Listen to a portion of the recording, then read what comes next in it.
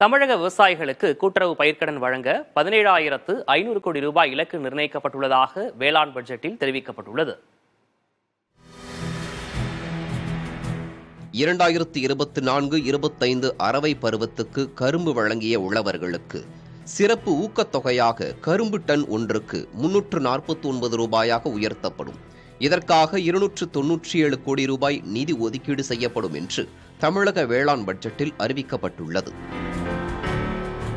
ஊட்டச்சத்து வேளாண்மை இயக்கம் மூலம் மக்களின் ஊட்டச்சத்தை உறுதி செய்வதுடன் உழவர்களின் வருமானத்தை உயர்த்த 125 கோடி ரூபாய் நிதி ஒதுக்கப்படும். ஒருங்கிணைந்த தென்னை வளர்ச்சி திட்டத்தை செயல்படுத்த 35 கோடியே 26 லட்சம் ரூபாய் நிதி ஒதுக்கப்படும்.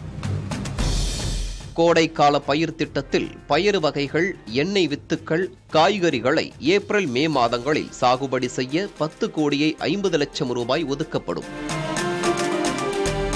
நுண்ணீர் பாசன திட்டத்தை 3 லட்சம் ஏக்கரில் தொடர்ந்து செயல்படுத்த 1168 கோடி ரூபாய் நிதி ஒதுக்கப்படும்.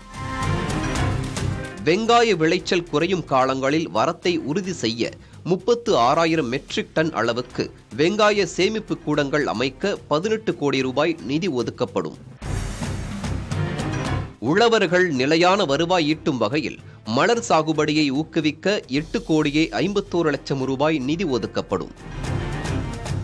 ராமநாதபுரம், தூத்துக்குடி, விருதுநகர், சிவகங்கை மாவட்டங்களில் 2500 ஏக்கரில் சீமை கருவேல மரங்களை அகற்றி மிளகாய் சாகுபடியை மேற்கொள்ள 11 கோடியே 74 லட்சம் ரூபாய் நிதி ஒதுக்கப்படும். வேளாண் இயந்திரமயமாக்குதல் திட்டத்தின் கீழ் வேளாண் இயந்திரங்கள், கருவிகளுக்காக 17,000 உழவர்களுக்கு 215 கோடியே 80 லட்சம் ரூபாய் மானியத்தில் வழங்கப்படும். வேளாண்மையில் புதிய கண்டுபிடிப்புகளுக்காக டாக்டர் MS சுவாமிநாதன் ஆராய்ச்சி நிதியாக 1 கோடி ரூபாய் வழங்கப்படும்.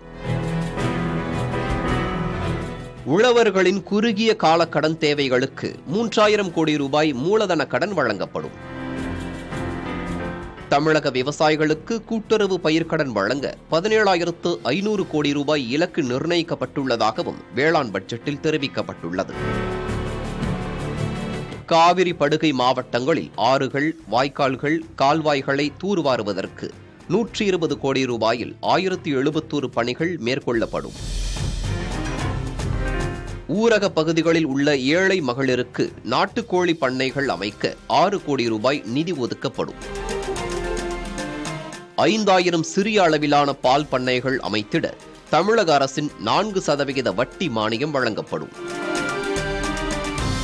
10,000 மீனவர் மற்றும் மீனவ உழவர்களுக்கு உழவர் கடன் அட்டை வழங்கப்படும் என்றும் வேளாண் பட்ஜெட்டில் தெரிவிக்கப்பட்டுள்ளது. மேலும் 80,000 இயற்கை மேலாண்மை பணிகளுக்கு 2,000 கோடி ரூபாய் ஒதுக்கீடு செய்யப்படும் என்றும் உழவர்களுக்கு இலவச மின் இணைப்புக்கான கட்டண தொகையாக 8,186 கோடி ரூபாய் நிதி ஒதுக்கப்படுவதாகவும் அமைச்சர் MRK பன்னீர்செல்வம் தெரிவித்துள்ளார்.